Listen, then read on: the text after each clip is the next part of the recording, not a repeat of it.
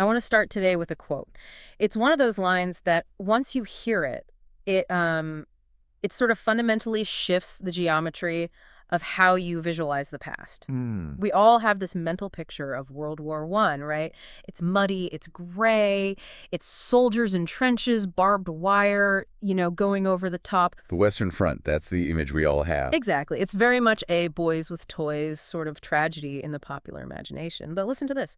This is from the historian James Sheehan from his work The Monopoly of Violence. It's a fantastic book, really foundational stuff. Sheehan writes, among the many illusions destroyed in 1914 was the assumption that a clear distinction between soldiers and civilians could be maintained. Wow, that is a heavy way to open. But it's the only way to open, really. Right. Because that one sentence, it just captures the moment the world changed. I mean, before 1914, wars were things that happened over there on fields Yeah. between professional armies. Yeah. You paid your taxes, you cheered the troops, maybe you read about it in the newspaper from the comfort of your armchair. But after 1914, that distinction just evaporates. It vanishes. Total war.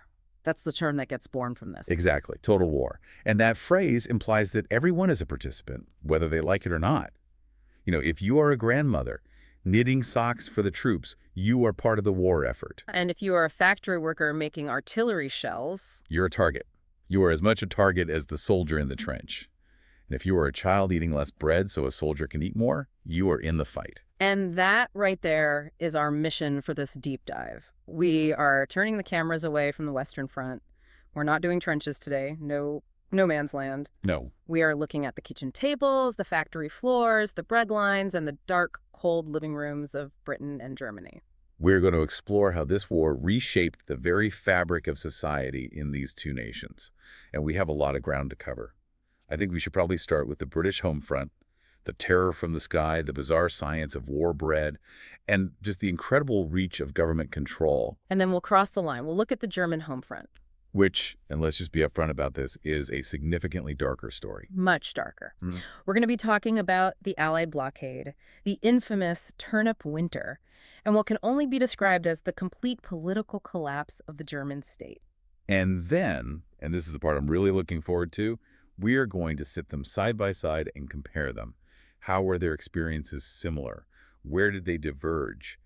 And, the big question, why did one society bend but ultimately hold together while the other one just completely fractured? It's a massive topic, and I think we need to set the tone right at the start. This isn't just about, oh, sugar was a bit more expensive. No, not at all. We are talking about genuine starvation. We are talking about the state entering your house and telling you what you can eat, when you can turn off your lights, what you can read. This is the birth of the modern intrusive state. It's the death of the old world. You could make a very strong argument that the 19th century really died in the kitchens of 1917. So let's unpack this. Let's start with Britain. And I want to start with something that I think most people associate more with World War II and the Blitz. But the terror from the sky didn't start with the Luftwaffe. It started here. It started with the illusion of safety being completely shattered. You have to put yourself in the mindset of 1914 Britain. For 1,000 years, you had the best defense system in the world. The English Channel? The English Channel. It was a giant moat. As long as the Royal Navy was afloat, nobody could touch you. You could sleep soundly in London, in Hereford, in Kent, knowing the war was over there. And then all of a sudden, technology just completely erased the moat. The Zeppelin. It almost sounds steampunk now, doesn't it? Talking about these giant, silent airships. But these were terrifying. They were silent killers. Just imagine it. These huge, rigid airships, bigger than any building you'd ever seen, just drifting silently over the coast at night. Later, of course, came the Gotha bombers, which were actual heavy biplanes. But the Zeppelin was the first real psychological weapon. Because it brought the war to your doorstep. To your child's bedroom. Civilians were suddenly, unequivocally on the front line. I was reading through the source material for this, and there's this incredible document. It's a police notice from the city of Hereford regarding aircraft raids. And what struck me wasn't just the fact of the raid, but the bureaucracy of it all. The very British attempt to organize and manage panic. Oh, that notice is a gold mine of social history, isn't it? It's this perfect little window into a world trying to impose order on a completely new kind of chaos. And the specific signals they used. Hooters. The Hooters at the electricity works. It says that specifically. I have to admit, Hooters sounds a bit comical to the modern ear, Yeah. but the distinction they make is fascinating. The notice is so specific. These Hooters are only for air raids. They're not to be confused with fire alarm. And you have to think about the logic there. It's so important. If you hear a fire alarm, what's your instinct? You go outside, you look for the smoke, you see what's happening. You become a spectator. You gather in the street. Now imagine a Zeppelin is overhead, and it's dropping incendiary bombs. The absolute last thing the government wants is a crowd of people standing in the middle of the street looking up. That's a mass casualty event just waiting to happen. So they needed a new sound, a sound that triggered a visceral Pavlovian response. Hide. Don't look. Don't think. Just get under cover. And the instructions for what to do when you hide are pretty stark. All persons, on hearing the signal, should at once get under cover. It doesn't say grab a rifle. It doesn't say defend your home. It just says effectively cower. It really highlights the helplessness of the situation. Yeah. There's a line in there, something like, being in the open street offers no assistance. Yes, that's it. That is such a polite British civil servant way of saying, you are soft, you are unarmored, and a bomb will kill you. But you know, the part of that notice that really gets to me, the part that gives me a chill, is the part about the silence. The all-clear protocol. Right. The notice explicitly forbids any unauthorized alarm. No one is allowed to make a sound or a signal until the official all clear is given by the authorities. Just imagine that for a second. I mean, really try. You're sitting in your parlor in Hereford. Okay. The lights are out. We'll get to that in a minute. The Hooters have gone off. Yeah. And now, just silence. You're sitting in the dark with your family, straining your ears, listening for the faint drone of an engine or, God forbid, the whistle of a falling bomb or an explosion. The psychological toll of that waiting in the dark, in the silence, must have been immense. And you mentioned the lights, the blackout. This is where DORE, the Defense of the Realm Act, really steps from Parliament into your living room. The blackout regulations were draconian. They were not suggestions. All external lights of every description must at once be extinguished. That's a direct order. It went so much further than that. The responsibility was on the individual. The occupier of the house was personally, legally responsible for ensuring that no light escaped from inside. So if I'm sitting there reading a book and my curtain twitches and a tiny sliver of light gets out, You are liable to prosecution. In the eyes of the law, and more importantly, in the eyes of your neighbors, you are essentially aiding the enemy. You are lighting a target for the Zeppelin. that must have done something very damaging to the community spirit. It turned neighbors into informants. It had to. Did you see the light at number 42? Is he signaling the Germans? It bred paranoia. The home was no longer your castle. It was a regulated box that you had to manage perfectly for the state or face the consequences. Yeah, it's the total militarization of domestic life. But okay, if the air raids were the sharp, sudden terror, there was a much slower grinding battle happening in every kitchen. The battle for bread. Food security. This was Britain's Achilles heel, and Germany knew it. We really have to look at the economics here to understand the threat.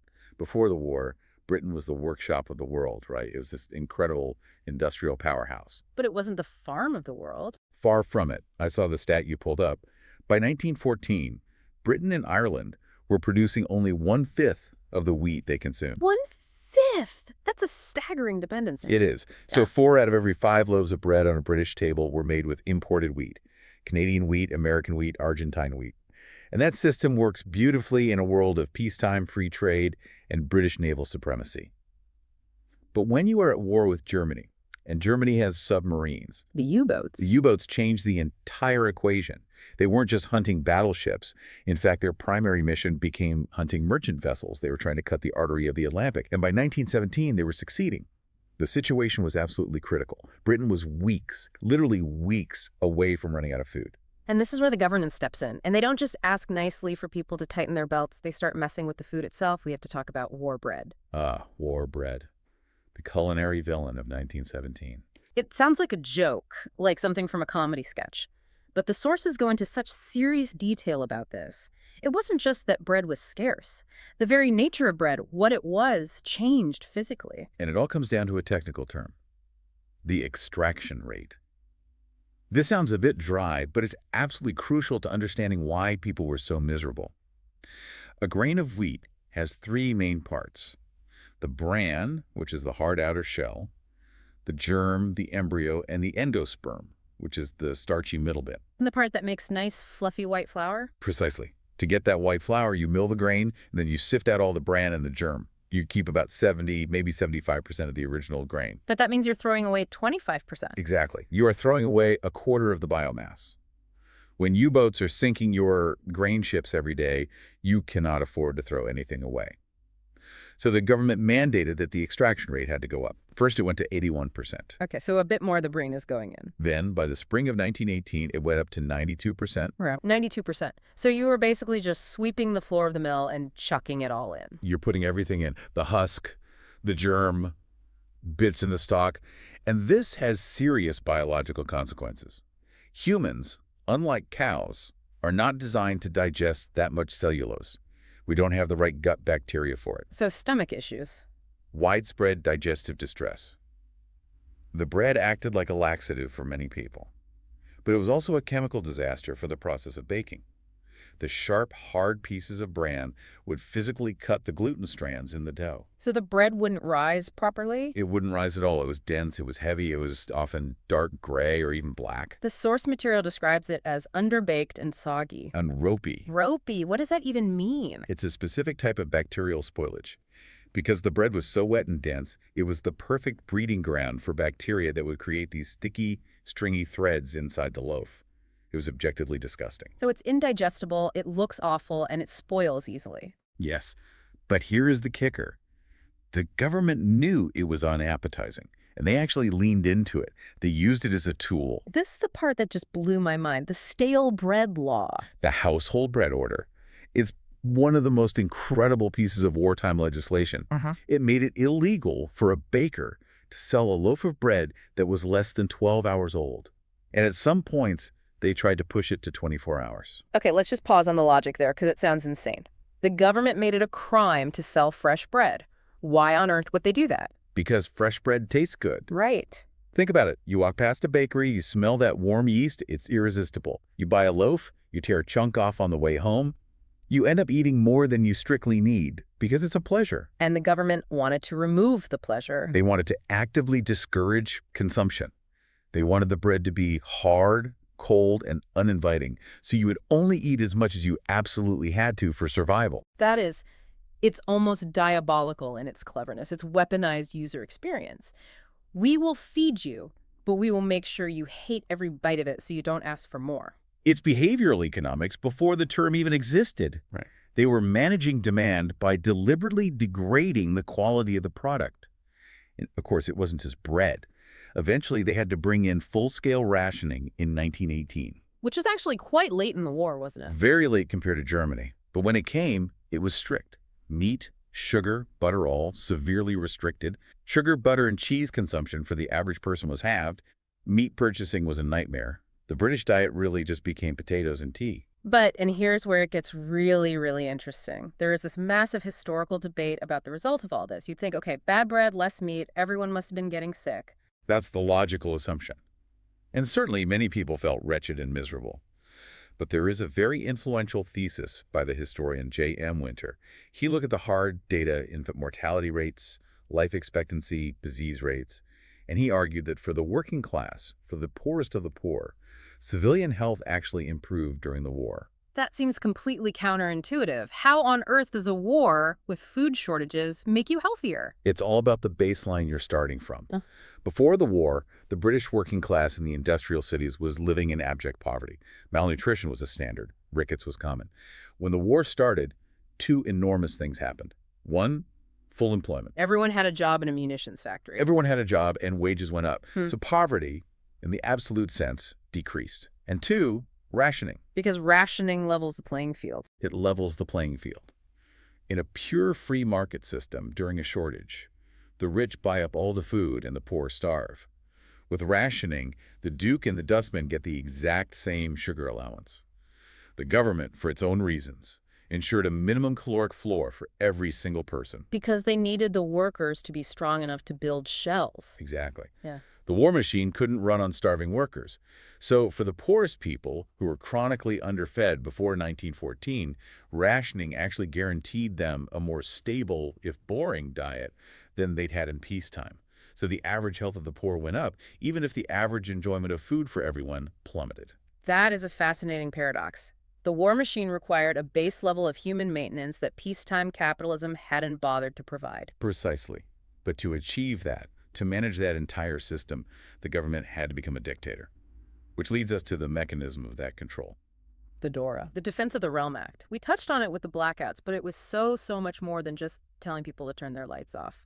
It was a blank check. It was passed right at the start of the war in August 1914, and it gave the government the power to do essentially whatever it deemed necessary for public safety and the defense of the realm. And necessary could mean anything. Anything. They could seize coal mines, they could take over the shipping lines, they could control the railways, and they could censor the press. The censorship is a really big one. We talk about fake news and information wars today, but this was state-sanctioned blindness on an industrial scale. It was total information control.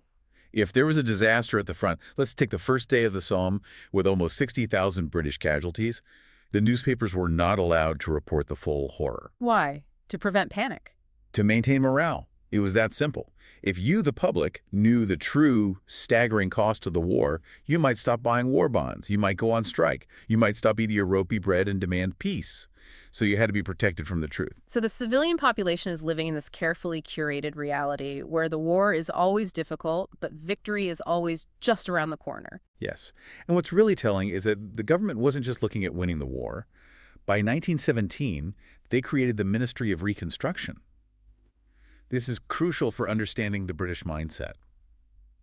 In the middle of this existential crisis, they were already planning for the post-war world. This was under Christopher Addison, right? Yes. And they weren't just tinkering. They were planning for better housing, a national health service, better education. The whole Homes for Heroes idea comes from this. So it's a kind of social contract. That's the perfect way to put it.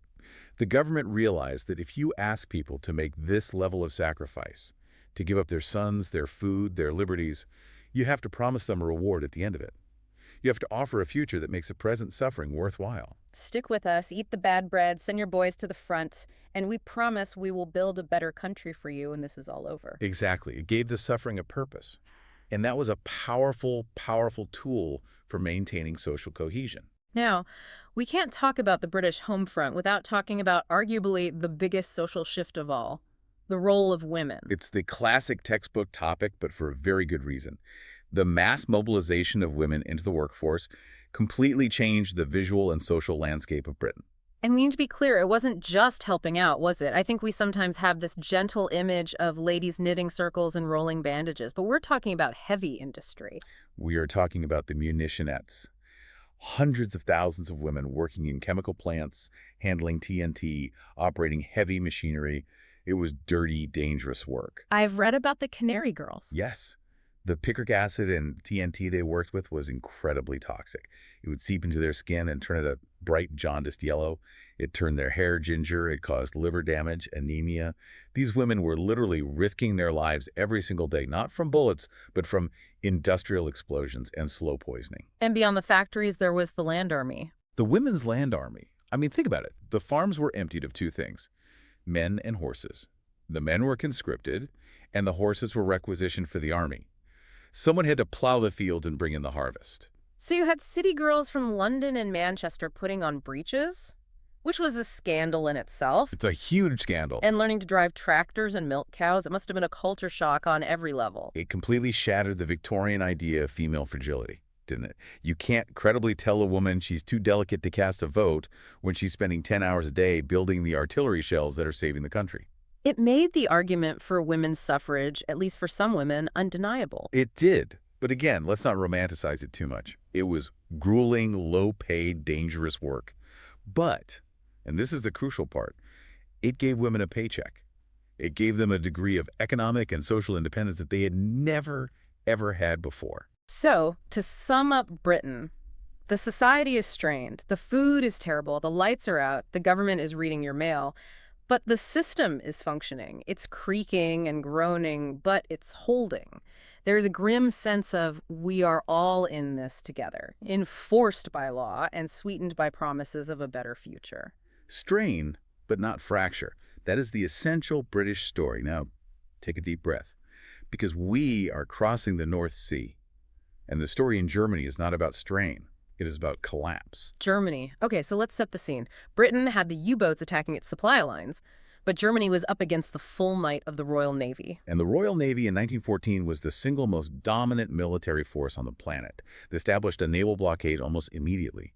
And we need to understand the mechanism here. It wasn't about dramatic ship-to-ship battles right off the coast of Hamburg. It was a distant blockade. What does that mean in practical terms?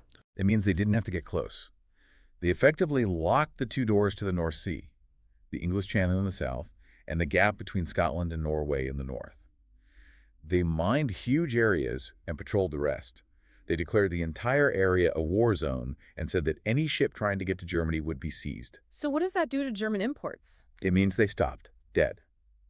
Germany was an industrial nation, just like Britain. They relied on imports for a huge amount of their food, for raw materials like rubber and cotton, for oil. By 1918, German imports had fallen to just 1/5 of their pre-war volumes. 1/5? That's an 80% drop in the essential inputs of an entire industrial society. And it created this horrific feedback loop of destruction. Let's just take one example. Mhm. Fertilizer. This is the nitrogen issue, right? Yes. To grow crops in modern agriculture, you need nitrogen-based fertilizer. But you also need nitrogen to make high explosives like TNT.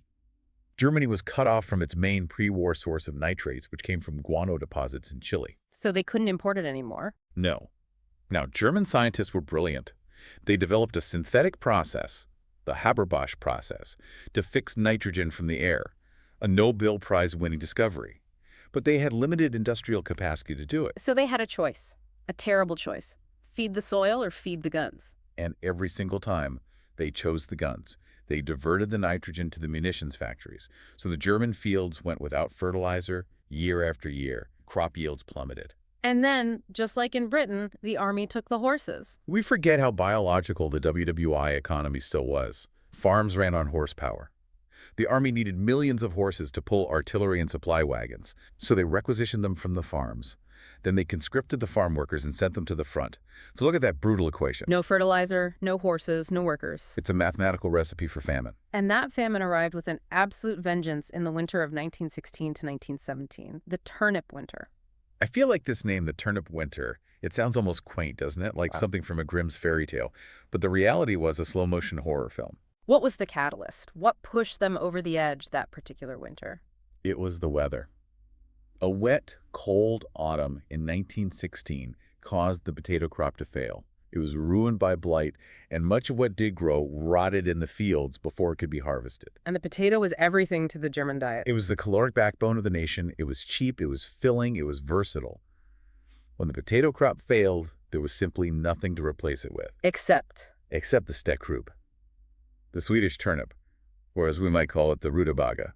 And we need to be really clear about what this vegetable was in the German cultural imagination before 1916. This wasn't a trendy root vegetable for a winter stew. Absolutely not. It was pig swill. Yeah. It was animal fodder. It was coarse. It was woody. It was bitter. You did not put it on human dinner table. It was what you fed to your livestock in the barn. So being forced to eat it was a profound humiliation. A profound psychological and social humiliation. But suddenly it was the only thing available. We have menus from the time, collected by historians. Breakfast, turnip soup. Lunch, turnip cutlets, which was just mashed. Turnip fried in water because there was no fat or oil. Dinner, turnip cake made with turnip flour. I read about something called turnip jam. Yes, turnip boiled down for hours with artificial sweeteners like saccharin because there was no sugar. Everything tasted of this one single bitter root. But the real tragedy wasn't the taste. It was the calories. Do the math for us. What does a turnip diet actually provide? Almost nothing. A turnip is mostly water and fiber. It fills your belly, it gives you the sensation of being full for a little while, but it doesn't fuel your cells. Yeah. The official food ration dropped to about 1,000 calories per day during the turnip winter. 1,000 calories. I did a quick check. A modern sedentary office worker is told to eat about 2,000 calories just to maintain their weight. A manual laborer, someone needing to build trenches or work in a factory, needs 3,000, maybe 4,000. Exactly. 1,000 calories is not a diet. It is a state of medically supervised starvation. It is a slow death. The body starts to cannibalize itself. Your muscle tissue wastes away. Your immune system collapses. And the death toll reflects that directly. The statistics are just horrifying. Yeah. The official German figures, which were probably an undercount, suggest around 478,000 civilian deaths directly attributed to hunger and malnutrition-related diseases. More modern estimates push that number up towards 800,000. Let's just pause on that number. 800,000 civilians. That is almost 1 million people dying, not from shrapnel or gas, but because their government and its enemies could not or would not feed them. And it hit the most vulnerable the hardest. Female mortality spiked by over 30% in 1917 compared to before the war. Diseases that had been under control, like tuberculosis, ran rampant through the weakened population. But the most heartbreaking statistic of all is the children. A prominent Berlin physician reported that 80,000 children died of starvation in 1916 alone. 80,000 kids in 1 year, in one country. Just try to imagine what that does to the soul of a society. If you are a parent and you cannot feed your child, if you have to watch your child waste away and die, the social contract is broken. It's null and void. You don't care about the Kaiser.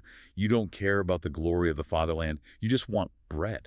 And this is where the social breakdown begins in earnest. It wasn't just sadness and grief. It was chaos. It was the law of the jungle, returning to a modern industrial nation. There were reports of gangs of children, feral, essentially roaming the countryside. They would break into barns. They would strip orchards bare. Farmers had to stand guard over their potato clamps with shotguns, not against foreign invaders, but against their neighbors' starving children. And the crime rates in the cities doubled. Youth crime in particular, theft, obviously, food riots, but also violent crime. And then the strikes, the political action. The Dusseldorf strike in the summer of 1917. Yes. And this wasn't a strike for higher wages in the traditional sense. It was a hunger strike. Workers were literally fainting at their machines from malnutrition. They walked out and demanded one thing: food.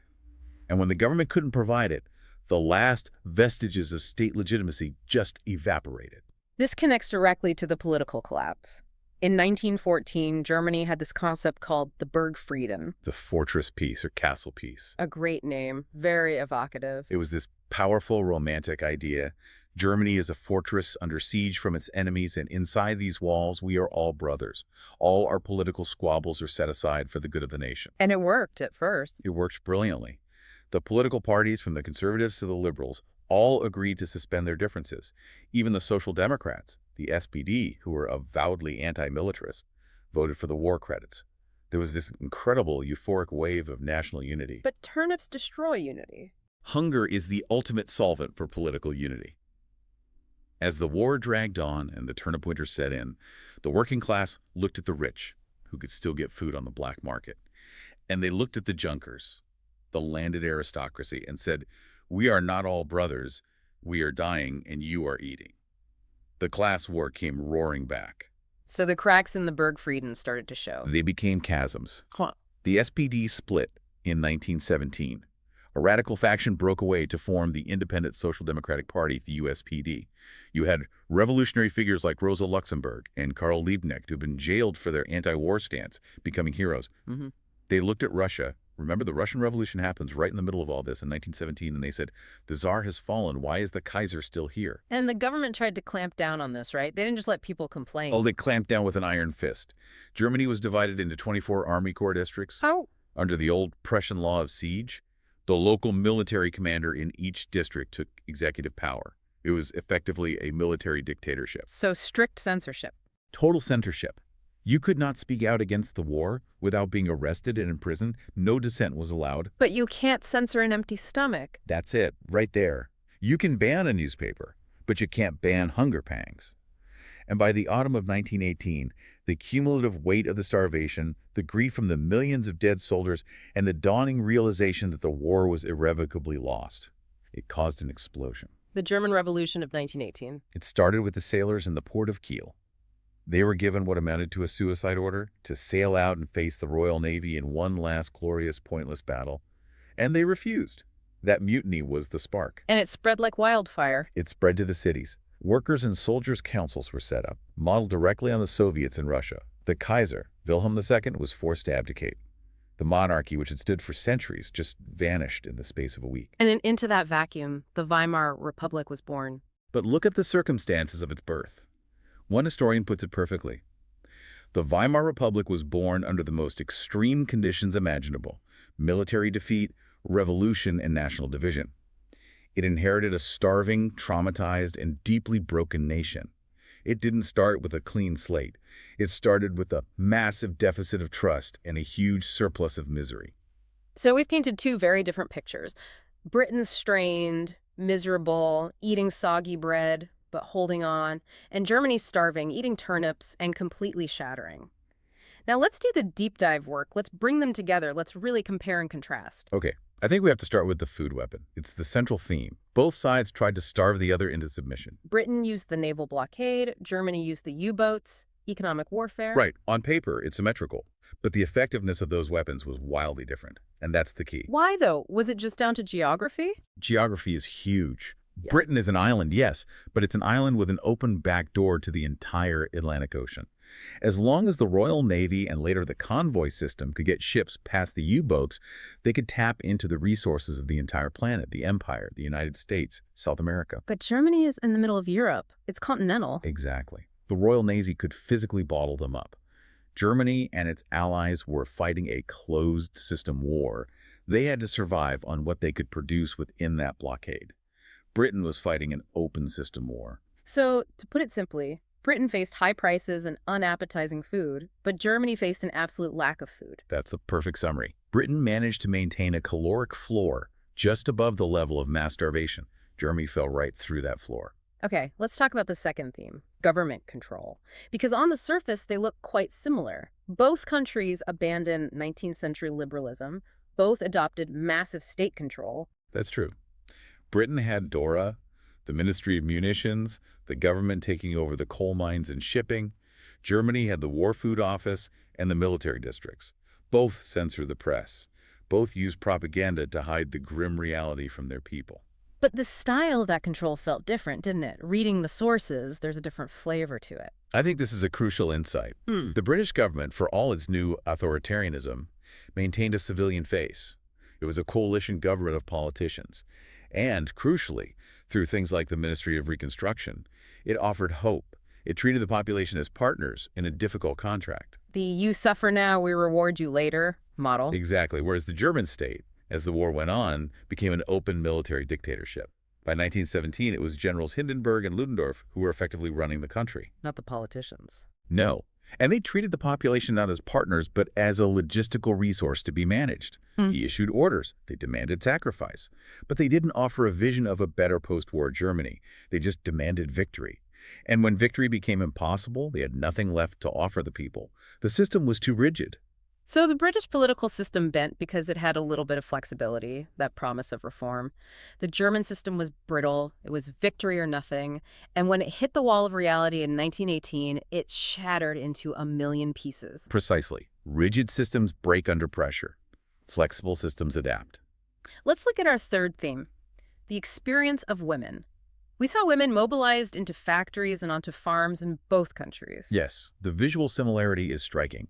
You could take a photo of a woman in overalls in a factory in Birmingham and one in a factory in Essen, and they might look very similar.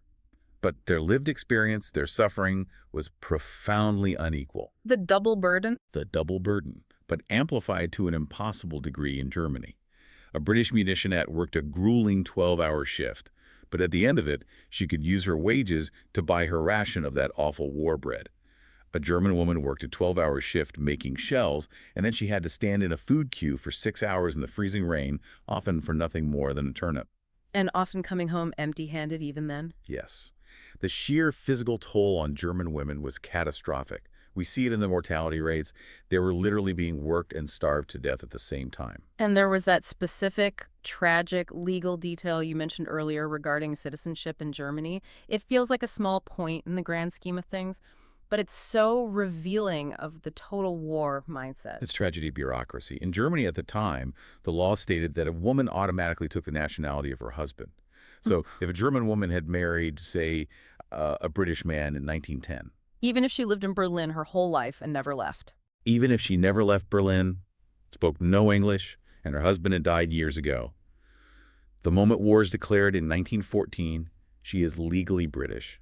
She becomes an enemy alien. In her own country, Yeah. surrounded by her own family. Yes. She could be subject to police reporting. Her property could be confiscated. She was treated as a pariah. It just adds this layer of cruel, legalistic absurdity to the already immense human tragedy. It really reinforces that core idea, doesn't it? In total war, the state owns everything. It owns your labor, it owns your food, it even owns your identity and your marriage. Nothing is private anymore. Everything is subordinate to the war effort. So bringing this all to a close, we've covered a lot of dark territory today. What are the key takeaways? If the listener remembers 3 things from this deep dive, what should they be? Okay, first, and I think this is the big one, the home front is the war. You cannot separate the trench from the kitchen. World War I proved that you cannot win a modern industrial war if your civilian population collapses behind the lines. The Allied blockade was just as lethal as the machine gun. Second, Britain survived through a combination of adaptation and psychology. They managed the food supply just well enough to avoid mass starvation, and they managed the hope of the population through propaganda and concrete promises of a better future. They made the bread barely edible, but they kept it coming. And Third, Germany didn't just lose the war on the battlefield in 1918, it collapsed from within. The military defeat was preceded by a social, political, and biological collapse at home. The turnip winter wasn't just a period of hardship, it was the event that broke the nation's will to fight. And this leads us to the big so what? Why does this deep dive into events from over a century ago matter for understanding the rest of the 20th century? Because you have to draw a direct, unbroken line from the starvation of 1917 to the horrors of the 1930s and 40s. The Weimar Republic was built on the foundation of this national trauma. The infamous stab-in-the-back myth. Exactly. Extremists like Hitler later created this powerful, poisonous myth. They argued the German army was undefeated in the field. We were betrayed by the politicians, the socialists, and the Jews at home. It was a complete lie. The army was comprehensively defeated. But the lie worked because the suffering at home had been so real and so profound. The memory of the turnip winter, the hunger, the humiliation, the dying children, created this deep reservoir of bitterness and resentment that the Nazis were able to tap into. So the ghosts of those 80,000 starving children from 1916 haunted Germany for decades to come. They paved the road to the Second World War. The desire to never, ever be blockaded and starved again was a core driver of Nazi foreign policy. And that leads to a final provocateur thought to leave our listeners with. We started with James Sheehan's quote, "The idea that the distinction between soldier and civilian was destroyed in 1914. And that raises a grim ethical question that would come to define the entire 20th century. If the whole population is mobilized for war, if the grandmother knitting socks and the farmer growing turnips are considered part of the national war machine, does the enemy then view that entire population as a legitimate military target? Britain deliberately starved German civilians with the blockade. Germany tried to do the same with U-boats and bombed British civilians from the air. World War I set the precedent. It normalized the horrifying idea that to defeat a nation, you don't just have to break its army, you have to break its people. You target the worker, not just the soldier. And when you look at what came next, the bombing of Guernica, the Blitz, the firebombing of Dresden and Tokyo, the atomic bombs on Hiroshima and Nagasaki, the terrible logic for all those atrocities was written in the starvation policies and the Zeppelin raids of 1917. It's a heavy thought. The war didn't just kill millions of people. It killed the fundamental idea of civilian immunity. It changed the moral landscape of conflict forever. And we're still living in that world today. Well, on that cheerful note, this has been a deep dive into the home fronts of the First World War. It's a stark reminder that war isn't just about maps and generals and battles. It's about bread and Hooters and turnips. And the resilience, or the ultimate collapse of the human spirit under unbearable pressure. Thank you for listening. Thank you.